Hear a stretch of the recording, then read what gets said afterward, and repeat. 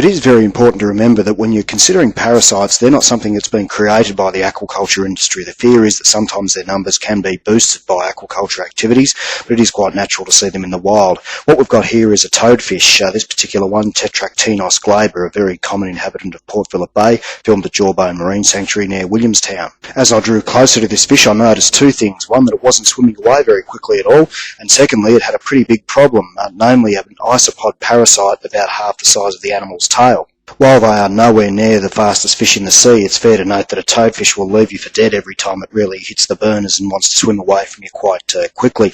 This one swam quite slowly at all stages, and instead of wanting to bolt away, decided to go over the seagrass and try and escape from me, as you can see from this footage here. Moving over the top of the seagrass in this pic, and this was pretty constant harassment on my part, the animal really not going fast at all, clearly hampered by the presence of this parasite on the tail, and looking at the size of it and the fact it's got piercing mouth parts, quite understandable.